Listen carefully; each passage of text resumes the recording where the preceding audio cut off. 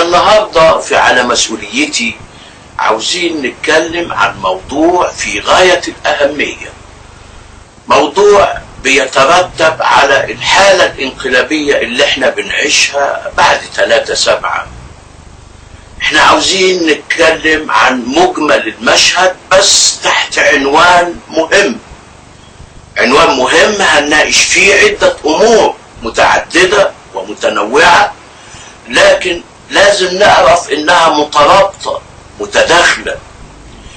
اللي احنا عاوزين نتكلم فيه عنوان مهم جدا، انهم لا يفهمون الدولة.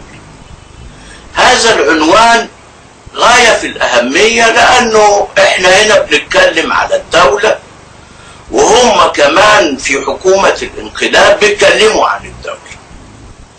احنا بنتكلم عن دولة غير الدولة اللي هم بيتكلموا عليها، لأنه ده مسألة مهمة جدا ان احنا نؤكد على أن معنى الدولة هو ما يقع في روع المواطن والإنسان، أنه يحقق أهدافه ويحقق مصالحه ويحقق أمانه. هو ده المعنى الحقيقي الذي يتعلق بالدولة.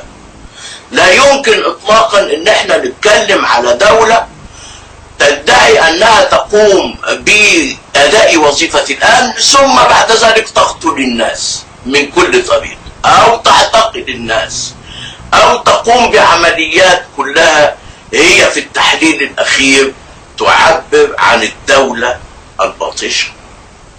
المعنى ده معنى مهم جدا. أنا بتكلم عن ده لأنه للأسف الشديد، وأنا بنتمي إلى حقل العلوم السياسية، في لي زملاء. الزملاء دول للأسف الشديد في حقل العلوم السياسية بيقولوا كلام مختلف. بدأوا يتكلموا عن الدولة، وجود الدولة، هيبة الدولة. الكلام ده لما احنا بنقوله دلوقتي بالشكل ده، ولما هم بيتكلموا عنه في هذا الوضع الخطير الذي يتعلق بالتلازم وبمصاحبته الانقلاب، يبقى احنا بنتكلم على توطيد أركان نظام انقلابي فاشل بيقوم بأعمال عنف وقتل، بيقوم بأعمال تكميم أفواه وغلق قنوات واعتقالات وكل هذه الأمور. احنا هنا بنتكلم بقى عن منظومة فاشية استبدادية. لما نيجي نتكلم هنا اهو في الوقت ده عن هيبة الدولة، يبقى احنا صحيح بنتكلم عن هيبة الدولة، بس عينينا على المرحلة المهمة التي تتعلق بالانقلاب، وهي مسألة تثبيت الانقلاب.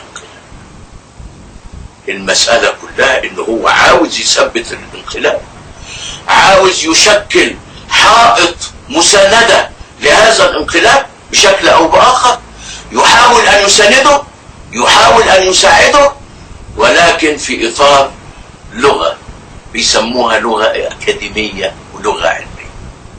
عشان كده احنا بنفرق منذ البداية على شيء مهم جدا، شيء يتعلق بالعلوم السياسية.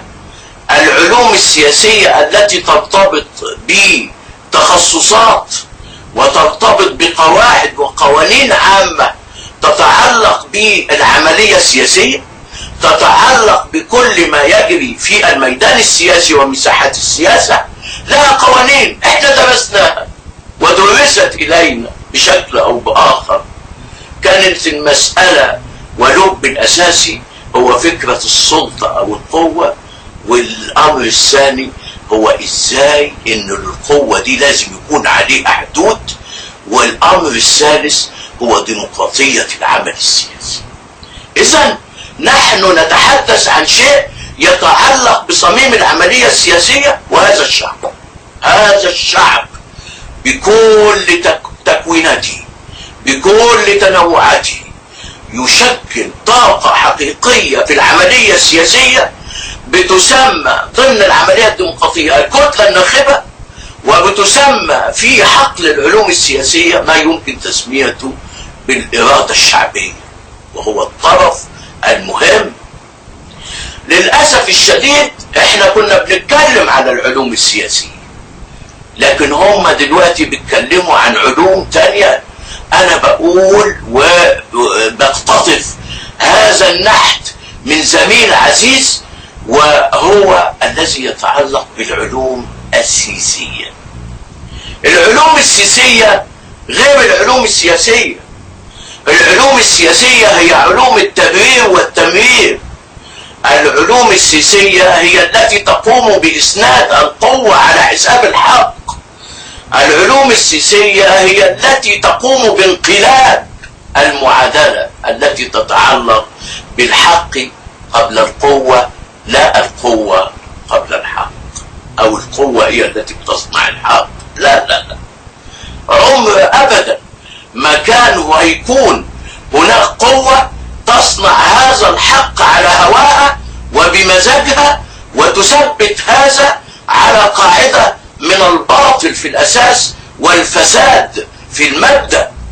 هو ده المعنى اللي احنا عاوزين نؤكد عليه في هذا الإطار. أما نيجي نقارن ما بين العلوم السياسية كما تؤكد على قواعد تأسيسية وما بين العلوم السياسية التي ترتبط بحالة تمريرية وتبريرية في محاولة لإضفاء شرعية على شيء لا يمكن أن يضفى عليه شرعية. الانقلاب بحكم التعريف هو انقلاب على الشرعية. الانقلاب بحكم التعريف هو استخدام مقولة ومفردة القوة باعتبارها هي التي يمكن أن تثبت حقا هنا أو هناك، وهو ليس بالحق. هذه مسألة غاية في الأهمية في هذا السياق. لما بنتكلم كمان عن مقولة الدولة، احنا هنا بنتكلم عن مقولة الدولة الثابتة، بنتكلم عن مقولة الدولة القانونية، بنتكلم عن مقولة الدولة المدنية، بنتكلم عن مقولة الدولة الديمقراطية. لما بنتكلم على كل هذه المفاهيم فهي مفاهيم هي أصلا نتجت ونشأت حتى تحدث علاقة سوية بين الحاكم والمحكوم. هي من أجل ذلك المحكوم، من أجله ومن أجل حياته ومن أجل معاشه. هو ده المعنى اللي احنا عاوزين نؤكد عليه في هذا الإطار. علشان كده لما تبقى الدولة باطشة طاغية قاتلة تستند إلى انقلاب فاشي ودولة قمعية بوليسية، لا يمكن إطلاقا إن احنا نسمي هذا دولة بالمجاز، ولكنها في حقيقة الأمر نظام، منظومة. هذه المنظومة تحاول أن تثبت أركانها ولكنها قائمة على ضلال وقائمة على فساد. احنا عاوزين نؤكد كمان انه الدولة القاتلة والباطشة حينما تقوم بقتل الناس لا يمكن اطلاقا ان احنا نقول انه هيبقى في علاقة سياسية سوية، لانه ده تخريب وتفتيت لهذا المجتمع، تخريب وتفتيت للعلاقة الجامعة وشبكة العلاقات الاجتماعية والمجتمعية التي تشكل في حقيقة الأمر جوهر العمل والمجتمع والتعاقد السياسي. وصلنا لنقطة التعاقد السياسي لأنه في بعض أساتذة العلوم السياسية اختاروا بعد كده النموذج بتاع هوبس. قصة هوبس دي قصة خطيرة لأنها قصة تتعلق بإن تبرير الدولة المطلقة في حالة معينة تقوم على تصور إنه الدولة لما بتنشأ بيبقى في حرب الكل ضد الكل. في أساتذة العلوم السياسية بيقولوا دلوقتي إحنا في المرحلة التي تتعلق بهوبس، بيعتبروا ده خيار للأسف الشديد. هوبس اللي اتكلم عن الدولة التنين كان لما بيجي يتكلم عن السلطة التنين كان بيتكلم انه التنين ده قادر على ان يبطش بأي شخص ويعيده الى داخله والى ارادته المطلقة حتى يمكن ان يتحكم فيه. هو ده الصورة اللي احنا شفناها على كتاب هوبس اللي هو كتاب التنين، انه يستطيع بأذرعه المتعددة بأذرعه الطويلة الأمنية منها على الأساس أساس أن تأتي بكل خارج عن هذا الكيان. لا، مش هي دي حقيقة المواطنة، ولا هي دي حقيقة العلاقة السياسية القائمة على التراضي والشرعية والمشروعية، ولا هي حقيقة التعاقد الاجتماعي الحقيقي الذي يمكن أن يقوم على علاقات سوية فاعلة، تقوم على قاعدة من سيادة القانون والشفافية الكاملة وكل الأمور التي تتعلق بالمحاسبة والمساءلة والمسؤولية. المعنى ده معنى مهم جدا. علشان كده أنا بتكلم على هؤلاء الذين يمثلون هذه الحلقة وهذه المساحات اللي احنا بنسميها العلوم السياسية، وأنا بأنادي على بعض هؤلاء الذين يشكلون ويعرفون إيه معنى الوظيفة الكفاحية لعالم السياسة، إن هم يكتبوا لنا معجم يسموه معجم العلوم السياسية مش العلوم السياسية، لأنه هذا المعجم مليء بمفردات مثل البطش والطغيان والقتل والدم والاعتقال والقبض وتكميم الأفواه وكل هذه الأمور التي تتعلق بهذا النموذج الانقلابي. النموذج الانقلابي بتاعنا يمكن بقاله شهرين، لكن في الشهرين عمل أشياء خطيرة، عمل أشياء تتعلق بخنق وحرق وقتل، عمل أشياء كثيرة تتعلق بموسم الاعتقالات اللي بيوصل الآن من 8 إلى 10,000. بيعمل أشياء كثيرة جدا في هذا الإطار وفي هذا المقام. يطلعوا بتوع العلوم السياسية يقولوا لنا إنه هذه المرحلة لابد منها. لا يا سيدي، لأنه بلاء الانقلاب أصلا، لأنه الانقلاب هو قطع الطريق على مسار حقيقي يتعلق بالعملية الديمقراطية، واستعادة هذا المسار الديمقراطي صار أمرا مهما، هو أساس من أسس الشرعية الدستورية. لما بنقول كل هذا الكلام بنؤكد على المعنى الذي يتعلق بمفهوم الدولة الراشدة الفاعلة العادلة. هو ده المعنى اللي بيتعلق بالدولة، مش الدولة اللي هم بيكلمونا عليها وبيقولوا لنا انها دي في مرحلة انتقال. الله، هي مرحلة انتقال هتستمر لامتى؟ ده احنا عمالين نطلع من مرحلة انتقال لمرحلة انتقال. الاول قالوا في مرحلة انتقال مع المجلس العسكري الفائت، ثم هناك مرحلة انتقال اخرى مع هذا الرئيس المنتخب، وطبعا ما خلوش يكمل حتى مدته، وقالوا انه هو فاشل وانه لا يستطيع ان يحكم وكل هذه الامور، وقالوا دي مرحلة انتقالية. وبعدين قام انقلاب عسكري، وبعدين هذا الانقلاب العسكري يعزل الرئيس، يعطل الدستور، يحل مجلس الشورى الذي يقوم بالعمل التشريعي والبرلماني.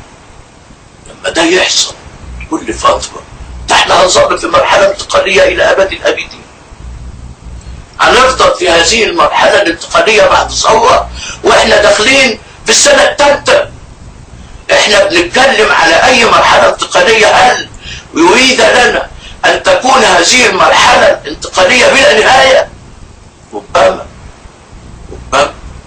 لانه احنا بنتكلم دلوقتي، لما بنتكلم على الدولة العميقة وبنتكلم على الثورة المضادة وبنتكلم على الجيش للأسف وبنتكلم كمان على الشرطة والدولة البوليسية والعسكرية والقمعية، يبقى احنا بنتكلم عن تحالف خطير. هذا التحالف معه الإعلام ومعه القضاء، هذا التحالف الرهيب بيخلق واقع على الأرض هو واقع في حقيقة دولة فاشية. ليس هو بالدولة، والدولة الفاشية بحكم التعريف هي ليست فقط دولة تقوم بالانتقام وكل هذه، هي بحكم التعريف دولة فاشلة، دولة فاسدة، دولة مستبدة بتشجع شبكات الفساد والاستبداد. علشان كده احنا بنقول لبتوع العلوم السياسية ارحمونا، ارحمونا من كلامكم عن الدولة وعن هيبة الدولة وعن كل هذه الأشياء. احنا اول ناس بننادي بهيبة الدولة، بس هيبة الدولة تعني المسؤولية، تعني القيام بالوظائف الجوهرية والاساسية. هو ده المعنى الذي يتعلق بهيبة الدولة. لكن لما الدولة تبطش وتقتل وتقوم بالاعتقال وتقوم بكل الاعمال المنافية لمعنى الدولة ومعنى الضبط والالتزام الحقيقي، تبقى في حقيقة الامر دي مش دولة، دي فاشية، ولا هي منظومة سياسية، ولا هي علاقة سياسية حقيقية، ولا تستند الى شرع او شرعين. المعنى ده هو ده اللي احنا بنقوله لبتوع العلوم السياسية، ارحمونا. هذا المعجم الذي تبتكرونه من اجل انقلاب السيسي هذا امر شديد الخطورة، لانه لا يمكن اطلاقا تمرير هذه المفردات في حياة الناس، لانه ده وضع خطير خاصة بعد الثورة. احنا مش قلنا ثورة 25 يناير علشان بعد كده يأتي انقلاب يلغيها ويتضخم بعد ذلك بما اسماه بموجة ثورية اخرى في 30 يونيو، ثم بعد ذلك هو بالفعل بالنسبة لثورة 25 ماشي عليها الأسديك.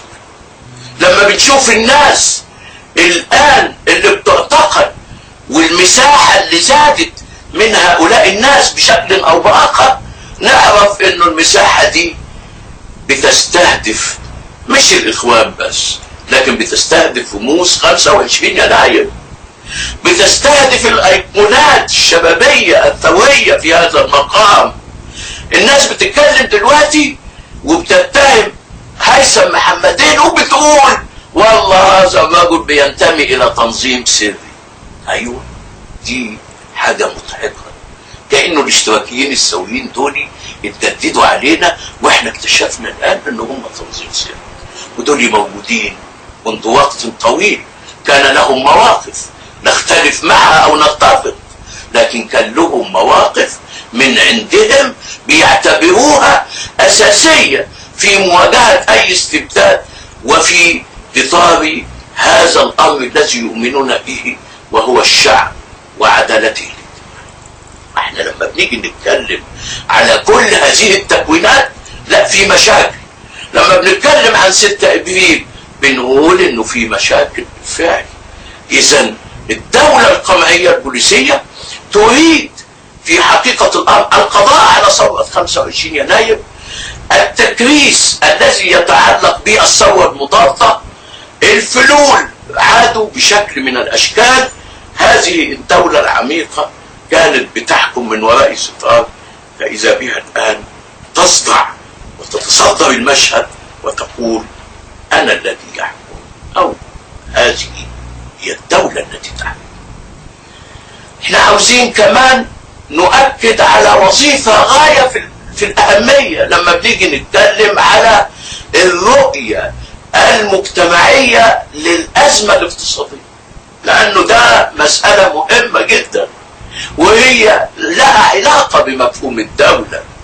علشان كده لما جم يتكلموا عن وظائف الدولة كان بيتكلموا عن وظيفة الدولة الاقتصادية، وظيفة الدولة التنموية، وظيفة الدولة التوزيعية. هو ايه الكلام؟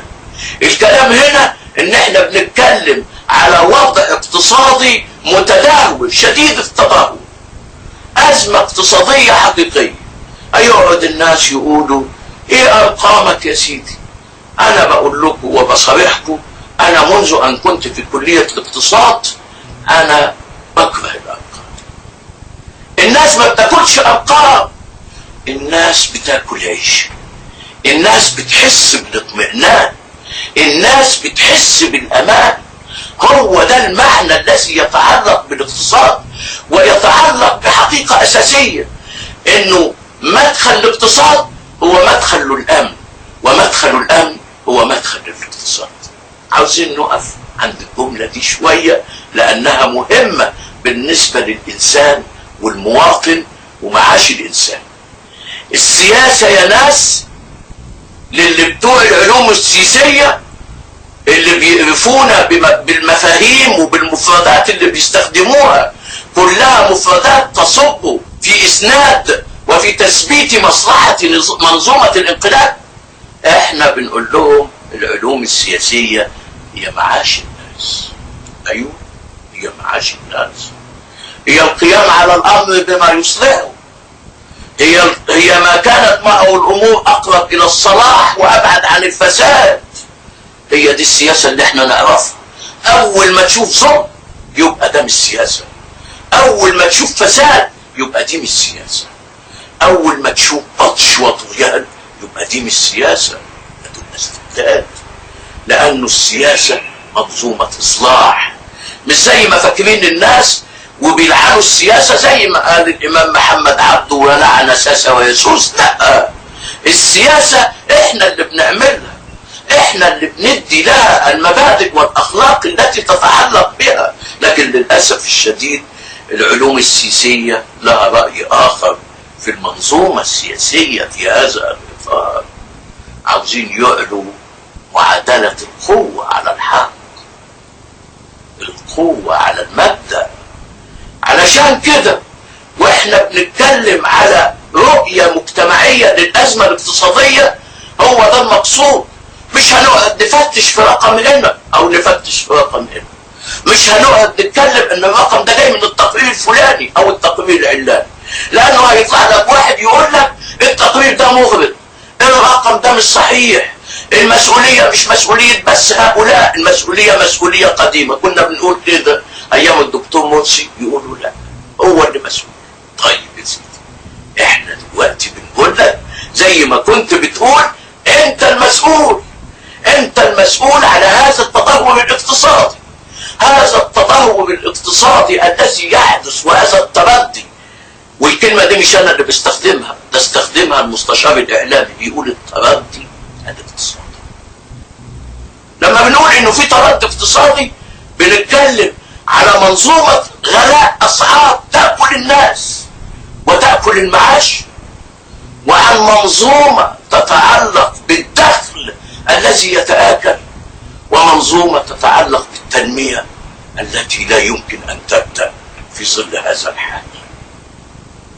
انقلاب بحكم التعريف، عاوزين نؤكد على هذا، الانقلاب بحكم التعريف هو غير مواتي لأي عملية وحالة اقتصادية تتعلق بالاستثمار أو تتعلق بالادخار أو بالبناء أو بالتنمية.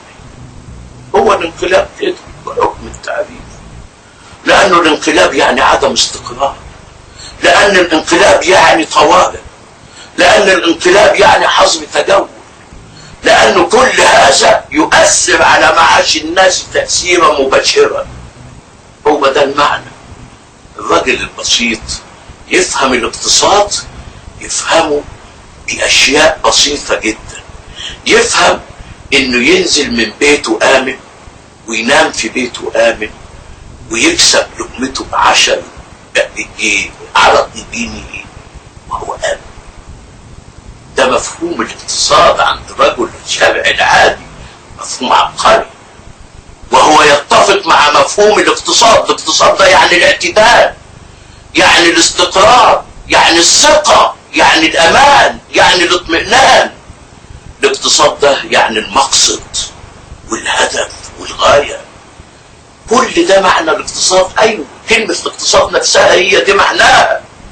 لما بنقف عند كل هذه المعاني الشعب البسيط بيترجمها إلى المعاني اللي أنا اتكلمت عليها. أطعمهم من جوع وآمنهم من خوف.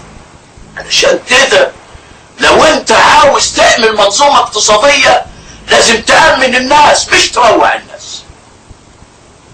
تعمل تجميع، ما تعملش تجويع. تعمل نوع من اللحمة التي تتعلق بتماسك الجماعة الوطنية، لأنه ده شيء مهم جدا في هذا السياق.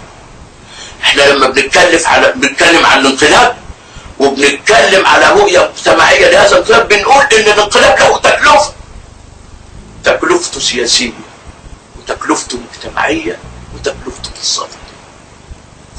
والثلاثة ويصبوا في الآخر في الاقتصاد.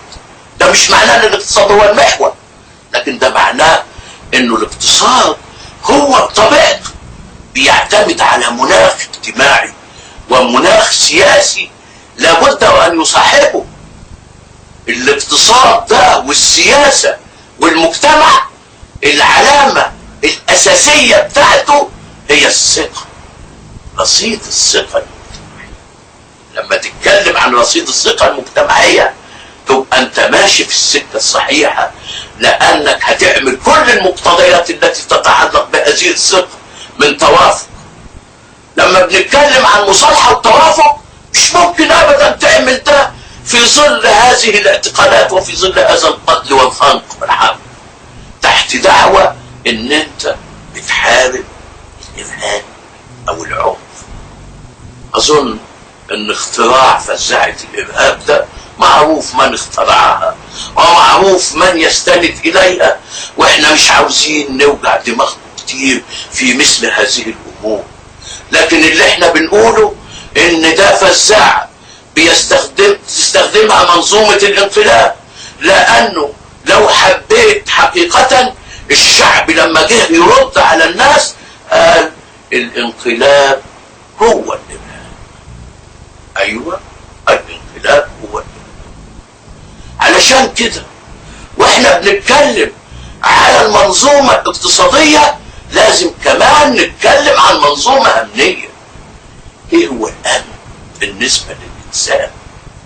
الامن بالنسبة للانسان حاجة مهمة جدا، مش امن فقط اقتصادي ولا امن غذائي ولا اي معنى من هذه المعاني التي تتعلق بانه الامن بمعنى انه يعيش في بيته فقط امنا. لا لا لا، الامن هنا مفهوم انساني شامل، معادلة كلية تتحدث عن الاستقرار، الاطمئنان، العدل، الامان. المنظومة دي كلها على بعضها هو ده المسألة. ولذلك لما نيجي ندخل الانقلاب في المعادلة هو بيهد الاربعة، بيهد الامان، بيهد الاطمئنان، بيهد الاستقرار، بيهد العدل.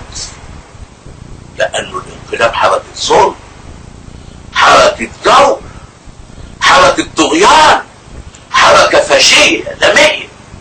هو ده المعنى الذي يمكن ان يأتي على الانسان فيؤدي به ذلك الى انه يحاول ان يجعله ذليلا خليعا مستسلما. الانسان بطبيعته ربنا خلقه عزيزا كريما. هي ده المعنى اللي بيتعلق بالامن. لو الناس دي مش فاهمه مفهوم الامن الانساني يعني ايه بشمولي يبقى يفتح الله. ليه؟ لانه مش ممكن ابدا انه ده يعمل تنميه ولا يعمل امن ولا يحقق دوله ولا يكرس معنى يتعلق بالامن والامان. علشان كده عاوزين نربط شويه ما بين اللي حدث من محاوله وزير الداخليه وما قيل بانه محاوله اغتيال. احنا عاوزين شيء مهم جدا. عاوز اتكلم عن حاجتين. عاوز اتكلم الاول عن منظومه الامن للانسان ككل وتصور جهاز الامن لوظيفته ومسؤولياته اللي هو دلوقتي بيبطش بالناس من كل طريق. وعاوز كمان اتكلم على انه هذه المسؤولية الامنية التي تتعلق بهذا انما هي ترتبط بعموم الشارع. علشان كده لما حصل اللي حصل ومش عارف مرة يقولوا عربية مش عارف ايه ومرة يقولوا قنبلة مش عارف ايه والاشياء دي كلها، انا بقول لهم يا سيادنا لو انتوا بتتكلموا عن دولة ده مش دولة، اللي انتوا بتعملوه ده مش دولة. المسائل اللي انتوا بتعملوها دي لما تطلع 6 روايات لأي حدث يبقى ده اما نوع من التعجل او نوع من الكذب. مش ممكن ابدا. الناس هتصدق ايه؟ وبعدين اذا كان مدخلك هو تعدد الروايات والكذب محدش هيصدقك في الاخر ولا في الجمله. ومن ثم انا مش عارف ايه اللي بيحصل، احنا مش عارفين ايه اللي بيحصل. هل ده تعارك اجهزه؟ هل ده اي شيء من هذا القبيل؟ هل المعنى انه الروايات دي نتعودنا على التعتيم؟ لانه برضه لما حادثة الجنود في سيناء، ولما حدث بعد كده المسألة اللي بتتعلق بال 37 او ال 36 او ال 38، مش عارفين حتى الرقم ايه، ال 38 اللي خلقوا في عربة الامن المركزي، عربة الترحيلات، مش عارفين اين المصداقية. المعنى ده هو اللي انا عاوز اركز عليه يا ناس. مش ممكن اطلاقا يحدث حدث وما تكونش فيه رواية واحدة. مش ممكن ابدا يحدث حدث ليه بقى؟ لانه انا بقول لكم بقى شيء مهم جدا. الشيء المهم هم بيقولوا ان احنا بنحارب الارهاب. مر 3 أسابيع بمظاهرات سلمية من غير عنف كبير. اي عنف كان بيحدث من بعض اشياء وبعض البلطجية اللي بتزقهم التحرير، لكن العنف ما كانش كبير. فلذلك لو هو منظومته قايمه على انها تحارب الارهاب والناس دي بتخرج في تظاهرات واحتجاجات سلميه، هيعمل ايه؟ هيقوم في حاجه لازم تتعمل عشان نقول ان احنا لازم نواجه الارهاب. عشان كده انا بقول لكم مش هو ده الامن. احنا دي صناعه الفزع علشان ندي مسوغ لمهاجمه الارهاب، وبعد كده بنقول السياحه ما بتجيش، وبنقول الاقتصاد ما بيهمش، وبنقول ان احنا ما بنعملش تنميه. ما هو يا سيدي هو كده، لانه كل ما زادت مثل هذه الامور سواء كانت حقيقيه او مفتعله لازم تعرف انها بتأثر على معاش الناس وعلى حياة الناس وعلى اقتصاد الناس. ولذلك احنا بنقول وبنتذكر مقولة ابن خلدون. ابن خلدون بيقول الظلم مؤذن بخراب العمران، والانقلاب هو الخراب. علشان كده واحنا بنؤكد تأكيد مباشر في هذا الإطار إنه ما أعظم ظلم مثل الانقلاب. الانقلاب نذير شؤم وخراب. على مسؤوليتي سيف الدين عبد الفتاح، أستاذ العلوم السياسية بجامعة القاهرة.